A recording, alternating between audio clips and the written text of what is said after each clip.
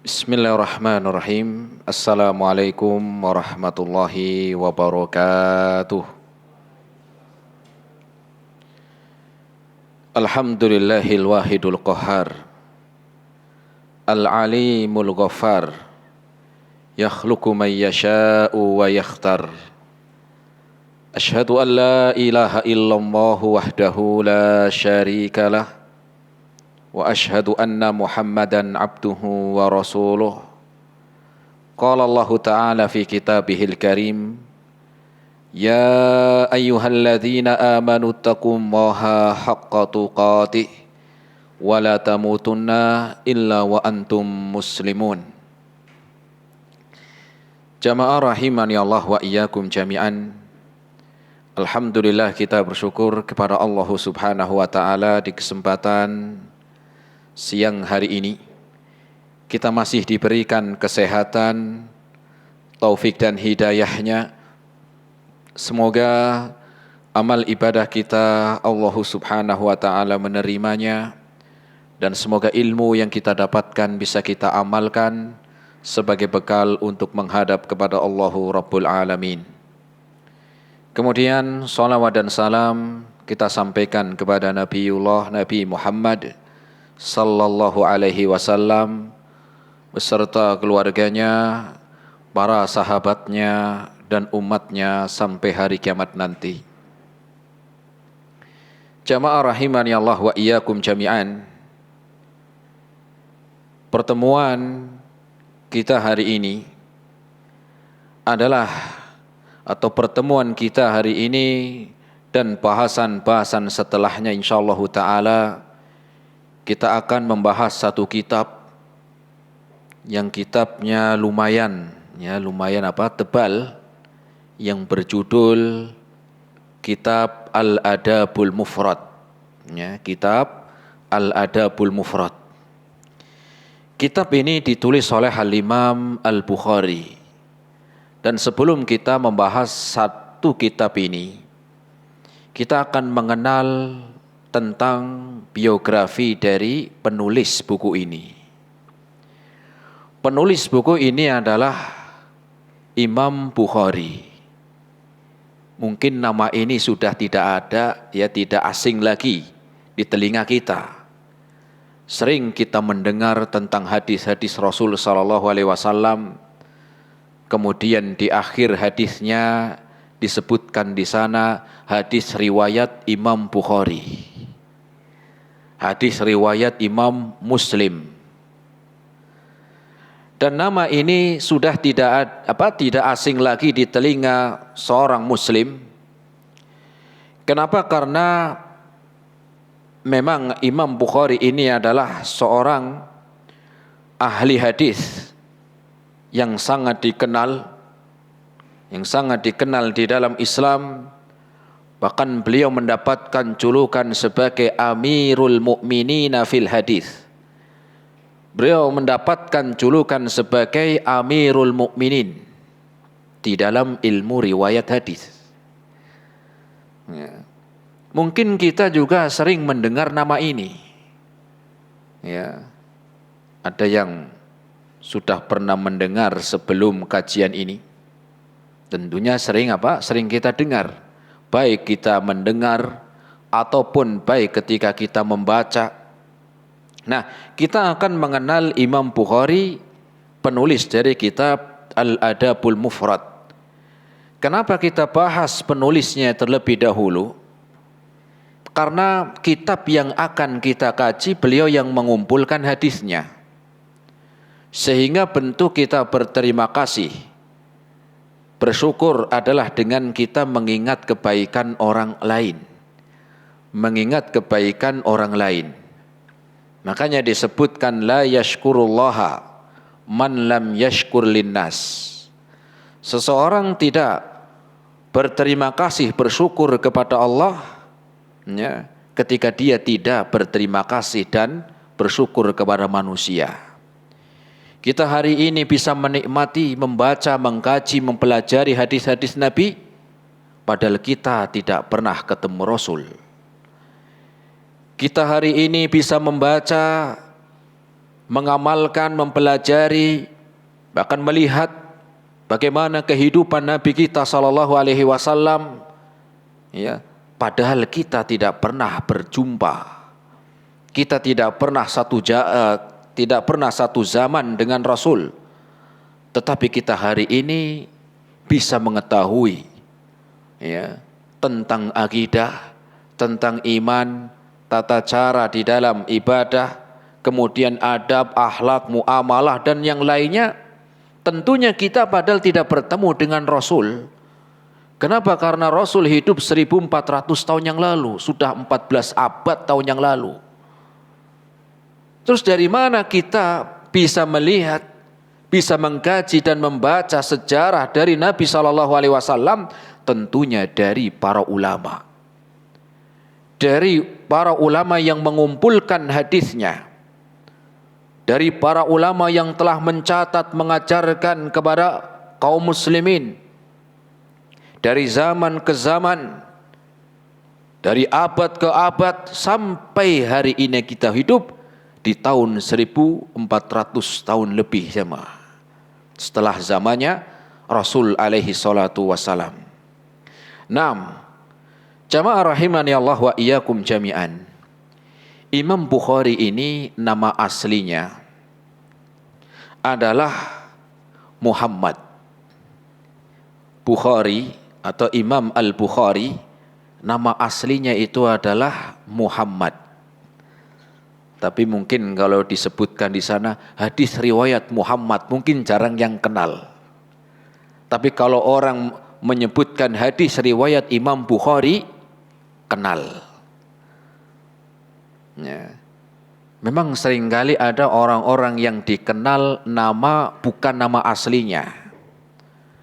Ya, bukan nama aslinya. Nama aslinya adalah Muhammad.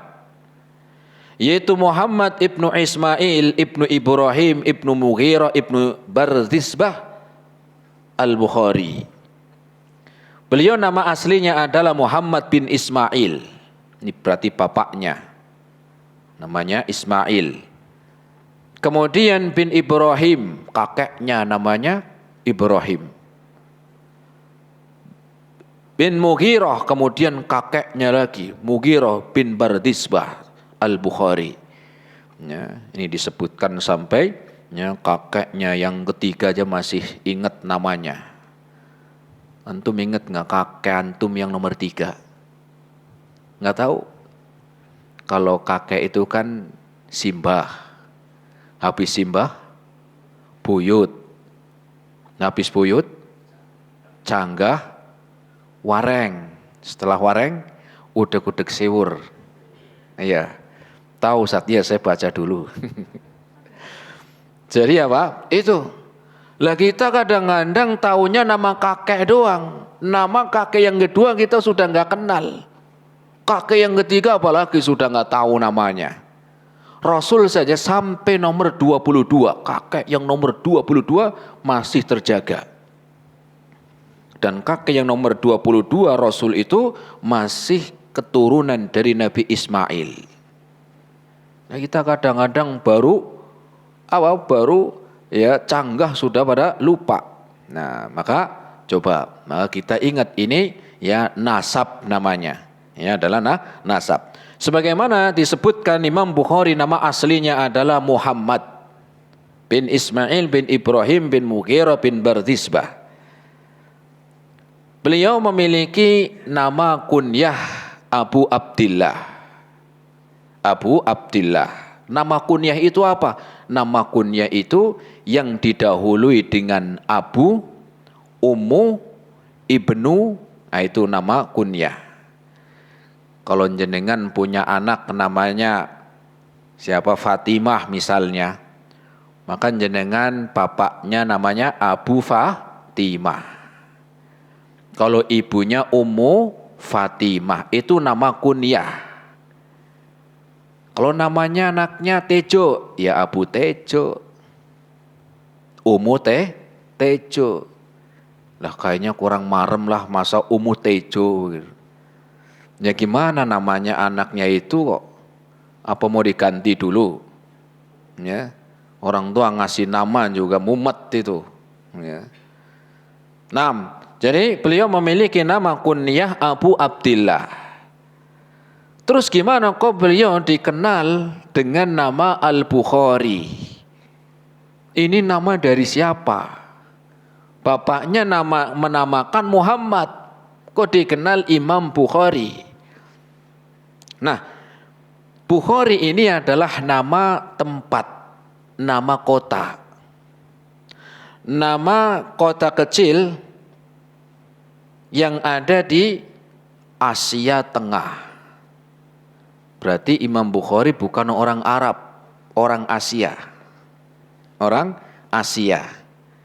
Masih wilayah Asia Tengah. Jadi diambil dari suatu kota kecil di daerah yang masuk wilayah Asia Tengah yang disebut dengan kota Bukhara. Namanya kotanya apa? Bukhara. Itu terletak di Asia Tengah. Kalau sekarang itu masuk wilayah Uzbekistan.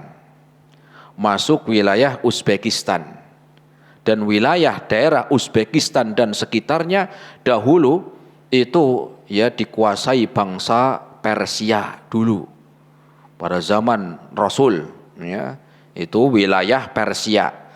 Cuman Persia sudah enggak ada. Ya, makanya sekarang daerah-daerah ya Asia Timur yang biasanya itu negaranya itu diakhiri ya tan seperti Uzbekistan, Pakistan, apalagi Kazakhstan sampai Magetan ya. Magetan Jawa Timur ya jemaah. Nah, itu wilayah masuk Asia Tengah dan di sana dahulu ada suatu kota kecil yang bernama Bukhara. Nama kotanya Bukhara. Beliau lahir di situ. Ya, lahir di situ. Kapan beliau dilahirkan? Wulida yaumal jum'ati ba'da sholatil jum'ah. Beliau dilahirkan siang hari setelah sholat Jumat. Hari Jumat ya setelah sholat Jumat. Ya kayak kita sekarang. Sekarang kita hari Jumat ya dan tepat setelah sholat Jumat. Dan kita membahas pas waktu di mana ya Imam Al-Bukhari dilahirkan. Yaitu pada tanggal 13 Syawal. 13 Syawal tahun 1194. Tahun berapa? 194 Hijriyah. Jadi enggak terlalu jauh dari zamannya Rasul. Tidak terlalu jauh, walaupun beliau bukan sahabat Nabi, bukan. Dan juga bukan dari kalangan tabi'in, juga bukan. Tetapi beliau termasuk generasi setelah tabi'ut tabi'in. Setelah tabi'in, tabi'ut tabi'in, dan beliau setelah tabi'ut tabi'in. Itu ya tentang kelahiran atau waktu di mana Imam Al-Bukhari dilahirkan. Ibunya pernah bercerita, bahkan disebutkan oleh bapaknya, Imam Bukhari mengatakan ketika ya awal dilahirkan, beliau mengatakan sami'tu abi yaqul, bapak saya pernah cerita. Imam Bukhari cerita, bapak saya itu pernah cerita ke saya. Zahabat aina Muhammadin ibni Ismail. Muhammad ibni Ismail. Bapak saya pernah cerita bahwa ketika saya lahir ya, dalam keadaan buta. Saya dilahirkan dalam keadaan buka, fisigorihi, semenjak kecil. Jadi semenjak kecil beliau buta. Ini Imam Bukhari. Kita bersyukur ya. Kita lahir dalam keadaan melihat. Kita terlahir dalam keadaan bisa membaca, bisa melihat, bisa membedakan warna-warni. Ya. Imam Bukhari terlahir dalam keadaan buta. Ya. Bayangkan jamaah, orang yang buta kelihatan enggak ngeliat apa-apa, yang ada gelap terus.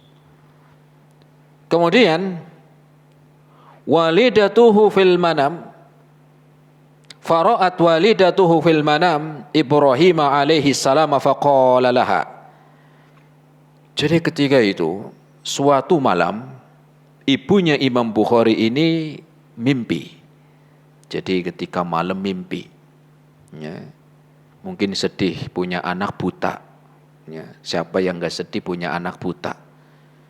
Temannya bisa lari sana sini. Ini anaknya buta. Ya, orang tua mana yang tidak sedih melihat anaknya lahir dalam keadaan buta? Mungkin kalau seandainya bisa berteriak, tapi gimana? Itu bukan pesanan, ya, itu bukan apa? Itu bukan keinginan. Apa kata ibunya? Ketika suatu malam ibunya Imam Bukhari ini, ya, mimpi, dan di dalam mimpinya itu bertemu dengan Nabi Ibrahim alaihissalam. Bertemu dengan Nabi Ibrahim alaihissalam. Faqala laha, kemudian Nabi Ibrahim dalam mimpinya tersebut mengatakan kepada ibunya Imam Bukhari, mengatakan, ya hadihi, wahai ibunya, wahai seorang ibu, qad raddallahu ala ibnika basarahu, qad raddallahu ala ibnika basarahu. Allah telah menjadikan anakmu hari ini bisa melihat. Allah telah menjadikan hari ini anakmu yang dari lahir dalam keadaan buta, hari ini bisa melihat. Kemudian saking senangnya ibunya ini bangun. Ya, bangun dari tidurnya. Kemudian dia melihat anaknya yang ketika itu sudah mulai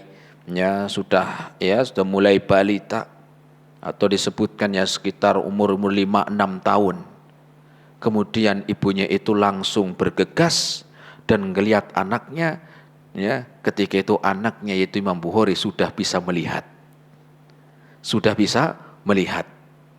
Kemudian bersyukur kepada Allah Subhanahu wa taala dan mendoakan anaknya semoga menjadi anak yang bermanfaat.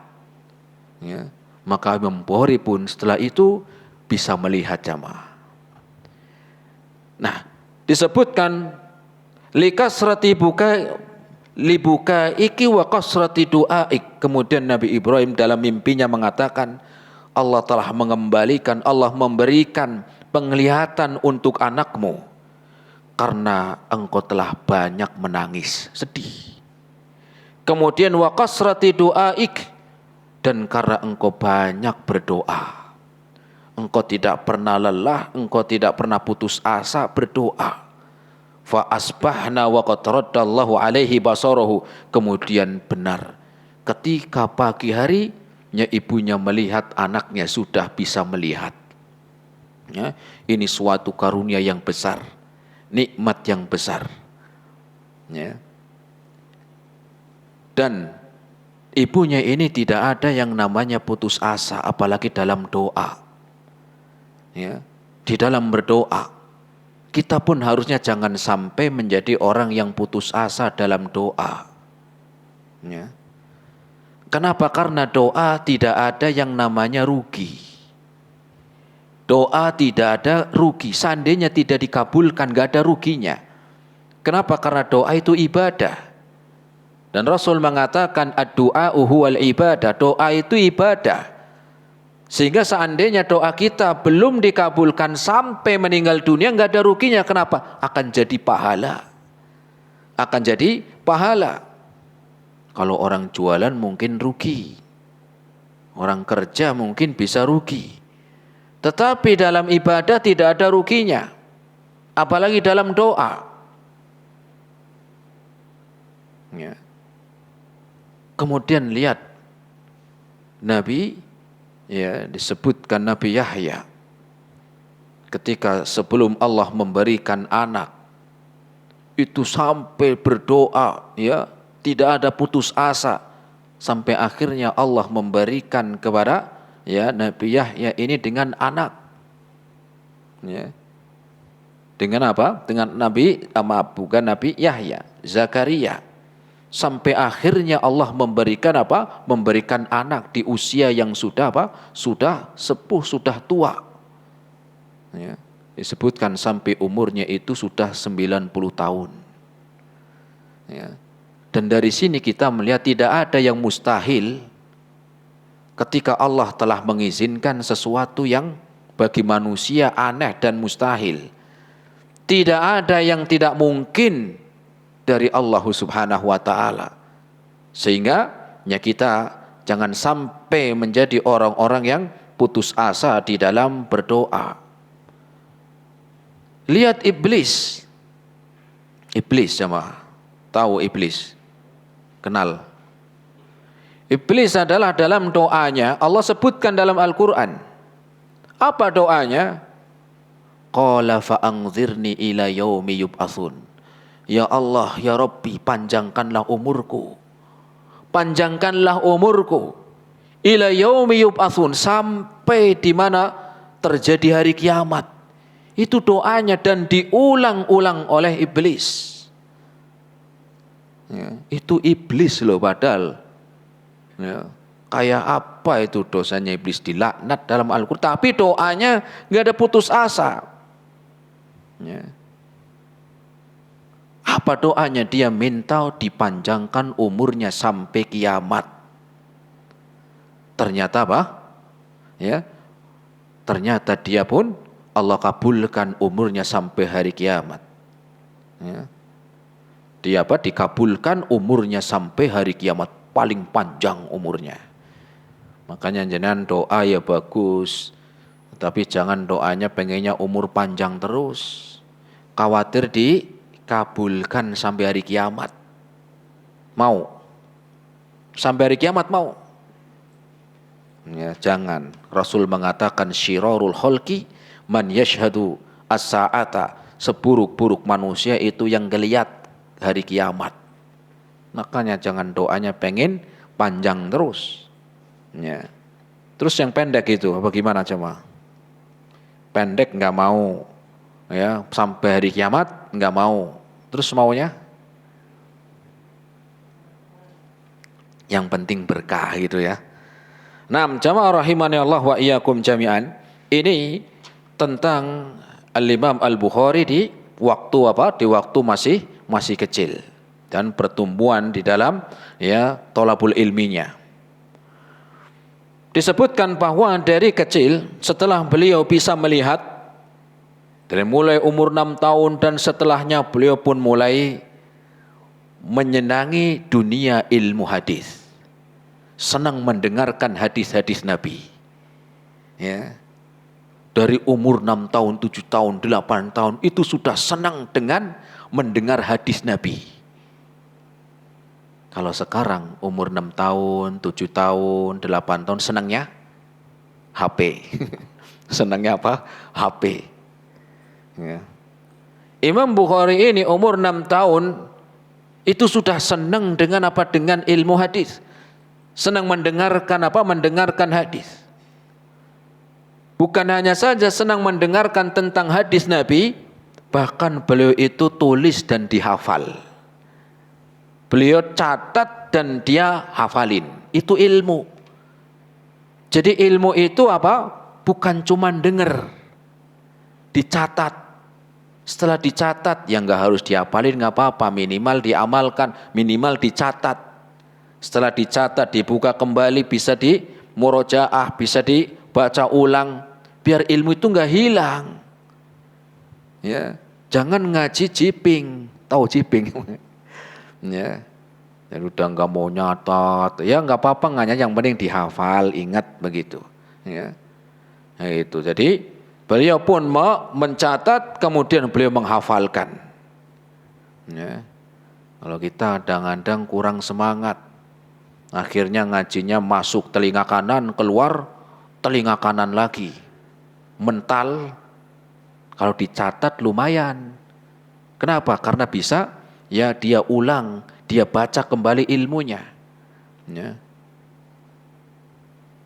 Jadi catat, ya. Apalagi faidah-faidah yang bisa kita ambil. Nah besok setelah kita mulai mengkaji tentang kitab Al-Adabul Mufrad ini, ya dicatat.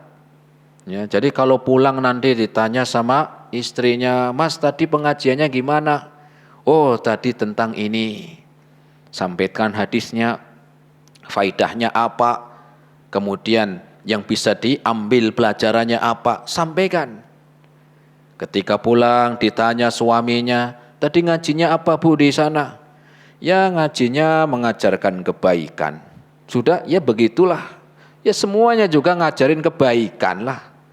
Nah, tapi kalau dicatat ingat.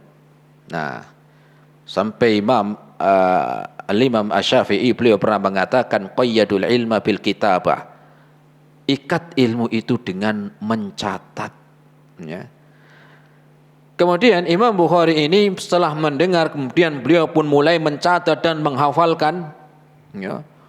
Dan beliau mulai belajar ilmu hadis itu dari bapaknya. Ya, bapaknya tadi yang namanya Ismail. Itu juga seorang alim, bapaknya juga seorang berilmu, mulai belajar di awal, mulai dengan apa bapaknya, ya belajar ke bapaknya. Ini pentingnya pendidikan di dalam Islam. Jadi jangan sampai kita itu hanya